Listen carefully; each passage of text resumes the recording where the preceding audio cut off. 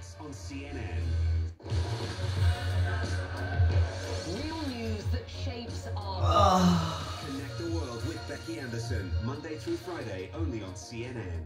I'm Delia Gallagher in Rome, and this is CNN.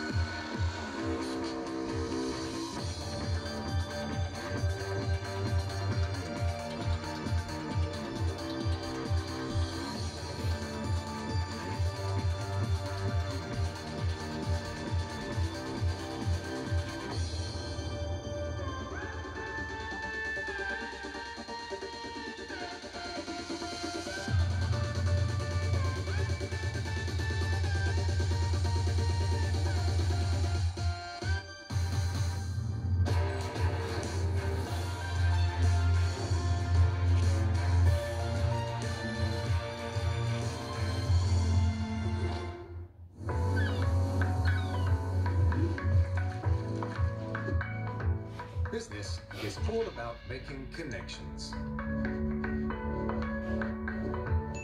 But some connections are easier to make than others. With a CNN partner hotel, the world is always at your fingertips. CNN partner hotels, connected to your world.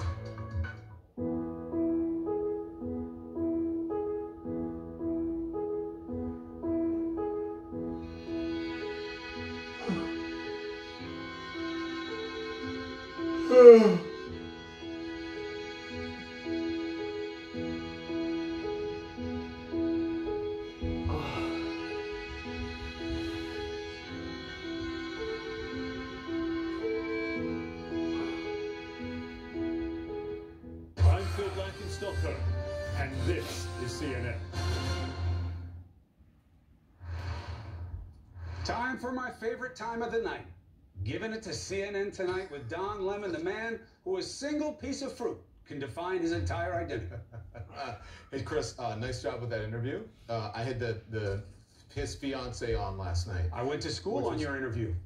Which was an interesting interview because you understand, we don't know exactly what went on. Pretty much from the video you can tell, right? This is the interesting part. I don't understand why the attorney does not understand why his client is of interest. And this is, I'm quoting directly, this is from the public release incident report from the Glenn County Police Department. McMichael stated that he and Travis got in the truck and drove down Satilla Drive towards Buford Drive. McMichael stated when they arrived at the intersection of Satilla Drive and Holmes Drive, they saw the unidentified male running down Buford Drive. McMichael then stated Travis drive down Buford and attempted to cut off the male.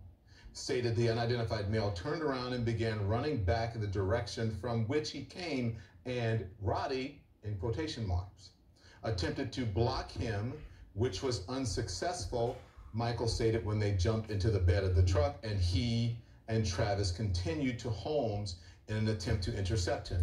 I don't know why they would bring him, Roddy, into this. You can certainly see just from the incident report, which is a police report, which is public, why he would be of interest, because he has mentioned they are accusing him of trying to block Mr. Arbery from getting away. And you as an attorney would know that means what? It means that you're part of whatever happens. And that means you would be in part responsible for any crimes that come therefrom. However, what's the other side of the analysis? You're absolutely right. That's what's in the report. That's why I asked the question. Now, look, the lawyer says, without letting Mr. Bryan say for himself, and it's not because of his education. I mean, it's the silliest thing ever. I've never seen anybody. That was insulting to me because my real dad was an attorney like you. My stepdad was a mechanic, right, and a pipe fitter. Wasn't the most educated person, but was one of the smartest people I ever met in my life. There's zero chance that this man doesn't know and have the wherewithal to say exactly why he was there, what were the circumstances, and why he didn't call 911, why he did what he did. Absolutely, right? And it's not because of the video thing. I wasn't doing that as a stunt. I was showing I could videotape your face right now, stop, and then call 911. That's what you do when someone gets shot. And say, get here, please come, get here, I need to videotape it, goodbye. Right. And then, now look, maybe he did hear the sirens, maybe it was coming. Whatever. Who knows? Look, either with the McMichaels are either going to have proof of communication with Roddy about this or not. It's going to turn out that the McMichaels were working with Roddy Bryan or not. And it's going to turn out that McMichaels were telling the truth about that or not. Either one could be true. Right now, my reporting does tell me that he is not a suspect right now. He is considered a witness. That can change and happens all the time. And it is also true, but for this tape, Don, this would have been almost certainly a miscarriage of justice. Absolutely. And there would have never been anything. So this isn't about condemning Bryan or not. It's about getting to the truth. And it's about figuring out something else that McMichael said in that report that you point out very rightly. The McMichaels clearly, in their head, during the moments immediately following their murder of Ahmaud Arbery, a sense that they knew who he was and that they had reason to believe that he was connected to crimes. Now, let me tell you why that's so important. Not because it excuses what they did, because it doesn't, but it may provide the groundwork for a prosecution against them, explaining why they did something so wrong. Yeah, and their state of mind. And listen, I got to tell you, listen, you and I both know, right? You're in the process of doing some renovations. I did some renovations to my home maybe 2 years ago.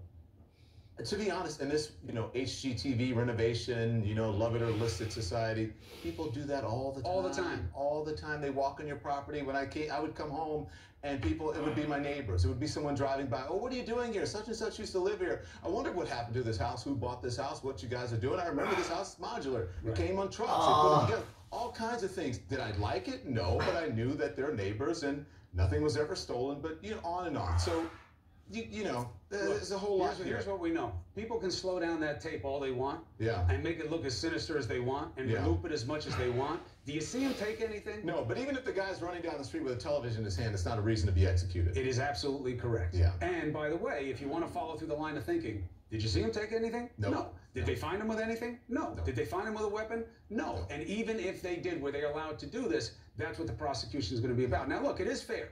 I called it a murder. We're not supposed to say things like that until we've had a prosecution. Right now, it's just a killing. Here's how I feel about this case, okay? In the absence, not that it is, of course they're presumed innocent until proven guilty. This was an intentional killing of somebody for bad reason until we understand otherwise. I'm not a prosecutor. I'm not now, and I never was. I'm a journalist. And on the face of this video, this was a man killed for bad reason. That is known as a murder. We'll see what the prosecution does. Yeah. We'll see what the prosecution does. I've got to run, but this one, everyone feels connected to this one because this one is not one where you say, I'm not sure, I don't know. This is a sort of To Kill a Mockingbird. You got a southern town. You got people who are familiar with the police department, and on and on. There are such similarities here that it is really unbelievable. I got to run. We'll discuss more. Great job with the interview, of course. I love you and thank you for making it possible by what you did last night. Absolutely. All right. Thank you, sir. See you soon. Love you as well. This is CNN Tonight. I'm Don Lemon. Here's our breaking news. The death toll from the coronavirus passing 80,000. That's 80,000 people as the President of the United States is trying to distract you from the facts.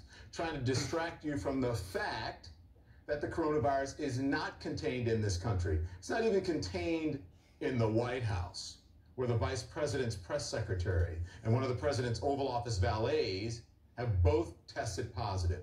But the President, in his first coronavirus briefing, his task force members in 2 weeks, well, he says this. We have met the moment, and we have prevailed.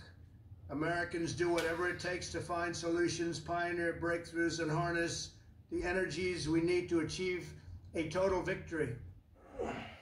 Victory, prevailed. Is that like mission accomplished? Victory, prevailed. The president later saying He meant that we prevailed on testing. But does that make sense to you? Because we haven't. There's no way that he can claim that on this day, that the death toll in this country has passed 80,000. You can't really claim that. Prevailed? Tell that to the families and the friends of those 80,000 Americans. But the president, who has been cheering on states across the country to reopen at least 48 of them by the end of this week, even as more and more Americans are dying, he wants to pivot to a story of an economy that is going full speed ahead. He is pinning his reelection hopes on exactly that. And we will transition into greatness. That's a phrase you're going to hear a lot because that's what's going to happen. We're going into the third quarter and we're going to do well. In the fourth quarter, we're going to do very good. And next year, I think we're going to have one of the best years we've ever had because there's a tremendous pent-up demand. Transition into greatness. Well, it's no making America great again. Look, we all want America to be back in business. But do we really want to reopen at the cost of more American lives? Do we really want businesses reopening before we can actually get tested? If I can follow up on that, your staff, your senior staff, as you just referenced, is able to get tested every day. When will it be that Americans across the country will be able to get tested every day as they go back to work? Very soon. I mean, really very soon. It's an interesting question because normally you would have said that you are not tested and you would have been, knocking us for not getting tested. So if we get tested, it's a problem. And if we don't get tested, it's a problem. Can't just simply answer the question ever. Seems the president just couldn't resist his poor me act, complaining, if we get tested, it's a problem. And if we don't get tested, it's a problem. Even in the middle of bragging about the great job that he's doing on testing. Remember, when he said this was more than 2 months ago. Anybody that needs a test gets a test. They're there. They have the test. And the tests are beautiful. That wasn't true then, and it's still not true months later. And I've heard people say, oh, it's really complicated about the testing, and we don't know. No, it's not complicated. It's not complicated at all. It's very simple. Either everyone in the country, as he said, can get tested, or everyone can't. Very simple. And the truth is, it is not true. Everyone can. That was months ago. Yet the president says Americans will be able to get tested every day very soon. Thought he said back then that they could get tested. Now he's saying very soon. And then a few minutes later, he flip-flops and says Americans shouldn't want to get tested if they don't have symptoms. For the most part, they shouldn't want to get tested. There's no reason. They feel good. They don't have sniffles. They don't have sore throats. They don't have any problem. Maybe that's why people are confused. Because what he's saying makes absolutely no sense. It's not just people who feel sick who need to be tested. We also need to test asymptomatic people. People who have no symptoms at all and have no idea that they could be spreading the virus to others. Research has shown that people with coronavirus may be most contagious before they even feel sick. The president also wants to have it both ways when it comes to masks. He says he is the one who required staffers to wear masks. You see them. There they are. Including Jared Kushner wearing masks in the Rose Garden today. But the president himself, not so much. Almost everyone, as you noted, in the Rose Garden is wearing a mask today. Why haven't you required everyone at the White House to wear masks before now? Well, if they're a certain distance from me or if they're a certain distance from each other, they do. In the case of me, I'm not close to anybody. I'd like to be close to these two gentlemen. They're hardworking, great men, but they just said, frankly, let's keep it this way. So obviously, in my case, I'm very far away from everyone. But if you look at all of those people over there, every one of them, from what I see, these are White House staffers, they're White House representatives, they're White House executives, and everybody has a mask on. We've had just about everybody I've seen today has worn a mask. Yeah. Were you the one who required that, sir? Yeah, I did. I required it, yes. Do as I say, not as I do. He wants everybody else to wear a mask. He just refuses to wear one himself. And you know who wasn't in the Rose Garden today? The Vice President, Mike Pence, the head of the coronavirus task force. Even though we know that he was in Washington, we saw him arriving at the White House this morning. It's a little hard, there he is, a little hard to see him through all those trees, but he's not wearing a mask from what we can see. Do as I say, not as I do. That's leadership, right? That was sarcasm. Sure does seem to play well with an audience of one in the White House. And then there's the latest example of this president's obsession with former President Barack Obama. Obsessed. We've seen it over and over. Obama lives rent-free in his head. Just listen to President Trump randomly smearing the former president when Philip Rucker, the White House bureau chief at the Washington Post, asks him about his tweet over the weekend, falsely and outrageously claiming that Obama committed a political crime. Obamagate. It's been going on for a long time. It's been going on from before I even got elected. And it's a disgrace that it happened. And if you look at what's gone on, and if you look at now all of this information that's being released, and from what I understand, that's only the beginning. Some terrible things happened, and it should never be allowed to happen in our country again. And you'll be seeing what's going on over the coming weeks. And I wish you'd write honestly about it, but unfortunately, you choose not to do so. Yeah, John, please. What is the crime exactly that you're accusing him of? You know what the crime is. The crime is very obvious to everybody. All you have to do is read the newspapers, except yours. A political crime. I mean, they're going to call the, political police? Who would that be? Who would be the political police? You know what the crime is. You couldn't come up with a better one than that. It's like I know you are, but what am I? You know what it is. I don't have to tell you. President Trump wants to be a tough guy, slinging mud at Obama. But when pressed, he can't even say what crime it is that the former president is supposed to have committed. It's just innuendo. It sounds threatening. It sounds bad. It's a disgrace. Some terrible things that he's saying. Throw in some blaming the media there as well. There is no there. And it's so apparent. He's desperate. Simply obsessed. Desperation. And then that's why he seems to see testing as a global competition while Americans are dying every day. The president lashes out at CBS White House correspondent Weijia Zhang, saying this. Maybe that's a question you should ask China. Don't ask me, ask China that question, okay? When you ask them that question, you may get a very unusual answer. Yes, behind you, please. Sir, why are you saying that to me specifically? I'm telling you, I'm not saying it specifically to anybody. I'm saying it to anybody that would ask a nasty question like that. That's not a nasty question. Please go ahead. Boy, oh boy, oh boy, oh boy. This is where we are right now. This is where we are right now. She's right. It's not a nasty question. That is her job. Her job is to ask questions. And he is obviously saying it to her specifically. Okay? Please listen to this exchange. It's from back in April. Many Americans are saying the exact same thing about you, that you should have warned them the virus was spreading like wildfire through the month of February instead of holding rallies with thousands of people. Why did you wait so long to warn them? Who are you with? Do you mean who are you with, or do you mean where are you from?